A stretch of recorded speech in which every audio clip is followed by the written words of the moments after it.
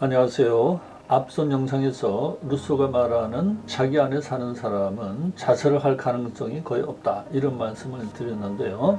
자살은 우리 사회의 심각한 문제 중에 하나이므로 이에 대해서 루소적 관점에서 한번 말씀을 드려보도록 하겠습니다. 우리나라는 OECD 국가 중에서도 자살률이 가장 높은 나라라는 오명을 가지고 있죠. 이것은 우리 사회의 어떤 부분 아니면 전체가 치명적인 병을 앓고 있다는 명백한 징후가 아닐 수 없습니다. 그런데 사람들은 왜 자살을 할까요? 생활고나 병이나 장애로 인한 극심한 정신적, 신체적 고통, 학업 및 직무에서 오는 과도한 스트레스 및 우울증, 실연이나 사업의 실패 등에서 오는 절망감 등 여러 가지 원인을 생각해 볼 수 있겠습니다. 그러나 루소의 관점에서 보면 사회적 비교 경쟁에서 오는 스트레스나 절망, 분노, 수치심, 우울 등의 감정이 과도하게 쌓이는 것이 자살의 주요 원인 중에 하나가 아닐까 생각이 되기도 합니다. 물론 자살은 자신의 생명을 중단시키는 엄청난 실존적 선택의 결과이니까 이렇게 쉽게 말을 해서는 안 될 것 같기도 합니다. 그러나 우리가 사회 상태에 살면서 타인들의 시선을 지나치게 의식하게 되지 않았더라면 굶어 죽거나 병이 들어서 죽을지언정 자살을 할 가능성은 적었을 것입니다. 그렇지 않을까요? 예를 한번 들어서 말씀을 드려보겠습니다. 지난 세기 80년대 말 우리 사회가 경제 발전의 신화에 젖어 있었을 때 한 성공적인 경제인이 자살을 해서 우리 사회에 커다란 충격을 주었던 일이 있었습니다. 기억하는 분들이 계실 텐데요. 창업한 지 20여 년 만에 여러 계열사까지 거느린 재벌그룹을 일궈내서 세간의 부러움을 샀던 그 회사의 사장이 회계 부정에 연루되어 수사를 받게 되었습니다. 그러자 자신의 회사 건물에서 투신하여 자살을 해버린 사건이 있었죠. 저는 그 당시에 생각하기를 회계부정으로 처벌을 받는다고 해도 적당한 기회에 감형을 받을 수도 있을 것이고, 또 회사가 아주 망하게 된 상황도 아니니까 형을 마치면 여생을 편안하게 살 수 있을 텐데 왜 그런 극단적인 선택을 했을까라고 생각을 한 적이 있습니다. 그러나 고인에게는 자신의 청춘을 불태워서 이룩한 회사가, 그리고 이를 통해서 쌓아 올린 자신의 사회적 명성이 자신의 존재 자체처럼 느껴지지 않았을까요?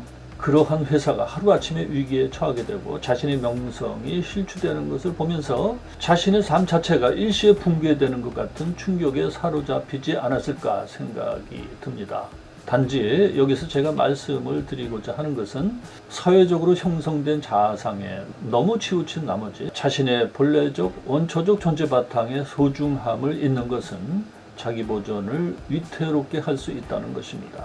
고대 그리스 철학자 디오게네스에 관한 다음과 같은 일화는 독자들도 아마 다 알고 계실 텐데요. 알렉산더 대왕이 어느 날 당시 그리스에서 가장 지혜로운 자라고 알려졌던 디오게네스를 만나러 갔다는 겁니다. 그런데 마침 디오게네스는 자신이 주거로 사용을 하고 있는 통 속의 철학자인데요. 그래서 이제 통 밖으로 몸을 내밀고 햇빛을 쬐고 있었습니다. 그런데 알렉산더 대왕이 그 앞에 서서 현자여, 그대가 원하는 것이 무엇인가? 라고 이제 물었다는 거죠. 원하는 것을 말하면 웬만한 것은 다 들어주겠다는 생각이었겠죠. 그런데 디오게네스는 무엇이라고 대답을 했습니까? 모두 아시다시피 대왕이시여, 제가 원하는 것은 제가 햇빛을 쬐을 수 있도록 대왕께서 제 앞에서 비켜주시는 것 뿐입니다. 라고 말을 했다 이거죠. 그런데 이 말을 듣고 알렉산더 대왕은 바로 발걸음을 돌이켰습니다. 그는 돌아가면서 자신을 수행하던 신하에게 내가 알렉산더가 아니었더라면 저 디오게네스가 되고 싶다 라고 말을 했다는 겁니다. 이런 알렉산더 대왕의 태도가 이해가 되십니까? 알렉산더는 20대의 몸으로 지중해 연안을 통일하여 대제국을 건설한 황제였죠. 그런데 그가 폭군이었다면 디오게네스의 태도를 보고 경로를 하면서 단칼에 목을 치지 않았겠습니까? 그런데 도대체 제 알렉산더는 디오게네스를 보고 무슨 생각을 했을까요? 그리고 디오게네스는 왜 자신이 원하는 바를 말하지 않았을까요? 왜 벼슬이나 재물을 달라고 하지 않았을까요? 디오게네스는 소욕, 지족을 이상으로 삼는 철학자였습니다. 많은 것을 원하게 되면 그것을 구하려고 애를 쓰게 되고 원하는 것이 구해지지 않으면 욕구 불만에 시달리게 되겠죠. 그러다 보면 원하는 것을 얻지 못해서 전전긍긍하게 되니 그것에 얽매이게 되고 또한 그것을 누군가가 제공을 해주는 사람이 있으면 그 사람에게 의존을 하게 되고 결국은 그의 지배를 받게 될 수밖에 없을 것입니다. 세상에 공짜가 어디 있겠습니까? 아마도 디오게네스는 속으로 이렇게 말하지 않았을까요? 당신의 제안을 받아들이면 나는 비단 옷을 입고 산의 진미를 입게 되겠지만 조롱 속에 갇힌 새의 신세를 어찌 면하겠소? 라고 말입니다. 우리 보통 사람들이 이러한 디오게네스의 지혜를 배우고 실천하기란 쉽지 않습니다. 어찌 보면 디오게네스는 너무 소극적이고 바보스러워 보이기도 하죠. 어떤 분은 아니 디오게네스처럼 살면 도대체 무슨 재미가 있을까? 통 속의 철학자라니 그렇게 살 바에야 차라리 안 사는 것이 낫지 않을까? 라고 생각하는 분이 계실지도 모르겠습니다.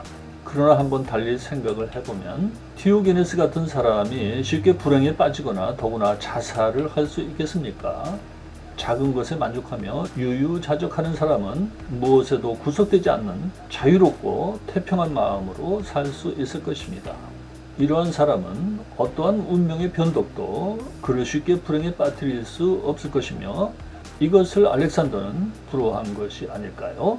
몸과 마음의 고통이 극심하여 자살을 하고 싶은 생각이 드시는 분이 있다면 통 속에서 유유자적하며 알렉산더의 부러움을 샀던 디오게네스의 모습을 한번 떠올려 보시면 어떨까요? 이 통 속에 산다 하는 것이 자기 안에 사는 모습을 가장 전형적으로 보여주는 아주 좋은 비유라고 저는 생각을 합니다. 오늘은 여기서 마무리를 하겠습니다. 다음 영상에서는 루소가 말하는 자족의 행복을 누릴 수 있는 방법에 대해서 말씀을 드리고 루소 편을 마무리할까 생각을 합니다. 오늘도 시청해 주셔서 감사합니다.